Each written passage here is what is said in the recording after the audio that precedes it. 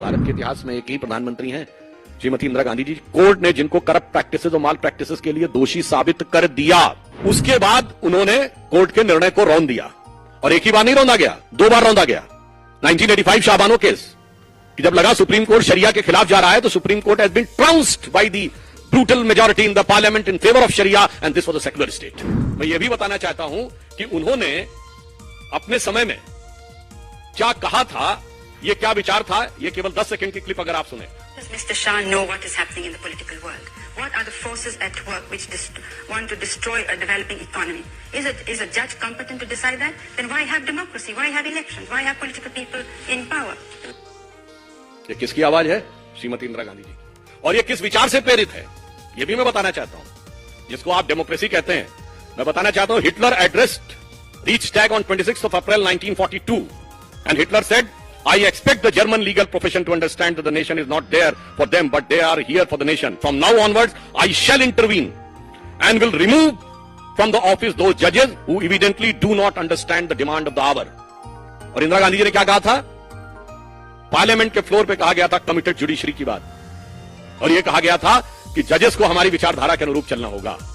आज वो लोग कहते हैं डेमोक्रेसी। आपको पता है, नाजियों की एक बड़ी फेमस फिल्म थी ट्रायम्फ ऑफ द विल। 1934 में उसका मंचन हुआ नाजी पार्टी के कन्वेंशन में।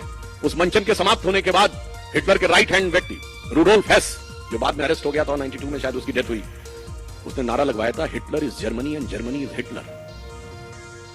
ठीक यही नारा छोटे मोटे नेता ने नहीं, कांग्रेस के तत्कालीन राष्ट्रीय अध्यक्ष देवकांत बरुआ ने लगाया, India is Indira and Indira is India. और आज तक कांग्रेस के किसी राष्ट्रीय अध्यक्ष ने उसके लिए माफी नहीं मांगी है, तो वो कांग्रेस का आज तक आधिकारिक बयान है। इसलिए जो लोग राजनीति में इस प्रकार की बात कहते हैं कि कौन डेमोक्रेसी की बात कर रहा है, तो मैं एक और चीज कोट करना चाहता हूं। मार्गरेट अल्वा जी कांग्रेस की सीनियर लीडर रही हैं। उन्होंने किताब लिखी है courage and commitment and autobiography, जिसमें उन्होंने कांग्रेस की शीर्ष नेतृत्व लीडरशिप का नाम लेते हुए कहा है कि द टॉप लीडरशिप के लिए they functions in an absolutely arbitrary manner and supports corrupt anti-national activities and the nexus। तो आपके नेता के बारे में कह रहे हैं। और नटवर सिंह ने क्या लिखा है, one life is not enough. PV Narasimha Rao की किताब द इनसाइडर। अरे क्या क्या सुनेंगे भाई। तो मैं साफ बात कहना चाहता हूं, यह सच है, जो आर्बिट्रेरी अधिनायकवादी शक्तियां थीं, उनके हाथ से अब सत्ता को निर्णायक रूप से जाने का समय आ गया है। और यह साफ दिख रहा है। वहीं श्री नरेंद्र मोदी जी के नेतृत्व में भारत एक नए स्वरूप की तरफ आगे बढ़ रहा है, जहां पर कि 44 करोड़ लोगों को मुद्रा योजना के तहत लाभ मिला है, जनधन योजना के 50 करोड़ अकाउंट बने हैं, 4 करोड़ गरीब लोगों को आवास मिला है, सत्ता में सबको सम्मान, सबको स्थान मिला है। वैसे एक और बात बता दूं, भारत के इतिहास में एक ही प्रधानमंत्री हैं, श्रीमती इंदिरा गांधी जी। कोर्ट ने जिनको करप्ट प्रैक्टिसेस और माल प्रैक्टिसेस के लिए दोषी साबित कर दिया, उसके बाद उन्होंने कोर्ट के निर्णय को रौंद दिया। और एक ही बार नहीं रौंदा गया, 2 बार रौंदा गया। 1985 शाहबानो केस कि जब लगा सुप्रीम कोर्ट शरिया के खिलाफ जा रहा है, तो Supreme Court has been trounced by the brutal majority in the parliament in favour of sharia and this was a secular state. वरना दुनिया में कोई एक सेक्युलर स्टेट का उदाहरण बताएं जहां शरिया सर्वोच्च न्यायालय से ऊपर हो। इसलिए मैं बताना चाहता हूं, एक और बात बता दूं, इंदिरा जी के खिलाफ जो चुनाव लड़े थे राजनारायण जी, वो संयुक्त सोशलिस्ट पार्टी के थे, संसोपा जिसको कहते थे। वही तो पिछड़े वर्ग के आरक्षण की बात कहती थी, उसके तो खिलाफ खड़े थे। अब आज आप कहते हैं गणना करवाएंगे।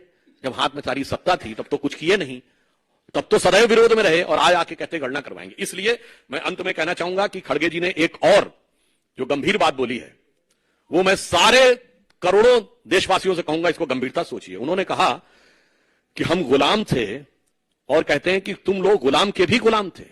यह गुलामी की मानसिकता है। आप कह रहे हैं कि हम दुनिया के एक विचित्र देश बताए जाते हैं कि जो 1000 साल तक गुलाम रहा, फिर भी जो समाज में विकृतियां आई, समस्याएं आई, उसका कारण शासक वर्ग नहीं था, हम थे। ये कौन सी गुलामी की मानसिकता है भाई? आप खुद सोचिए ना। मतलब हम खुद मुख्तार गुलाम थे, मतलब गुलाम भी थे और डिसाइड हम कर रहे थे। जो हमें काट रहे थे, जो हजारों की खोपड़ियों का ढेर बना रहे थे, जो बंगाल फेमाइन में हमको मार रहे थे, वो जिम्मेदार नहीं थे। जो कट रहे थे, मर रहे थे, भूखों मर रहे थे, वो जिम्मेदार थे। 1000 साल में समाज में जो आया, कांग्रेस इस गुलामी की मानसिकता का प्रतिनिधित्व करती है। इसीलिए मैं कहना चाहूंगा कि अब वस्तुस्थिति यह है कि जो हम किसी जमाने में कहते थे ना, उगा सूर्य कैसा कहो मुक्ति का ये उजाला करोड़ों घरों तक न पहुंचा, मोदी जी के आने के बाद उस करोड़ों घरों तक पहुंचा है। अब कांग्रेस की इस गुलामी की मानसिकता के लिए जो अंग्रेजों ने दी थी वो आज तक उनके दिमाग में है। तो कहना चाहता हूं ना, संयम व्यवस्था न एकात्मता है, भरी है अभी तक मनों में गुलामी, वही राग अंग्रेजियत का पुराना सुनाते बड़े लोग नामी गिरामी।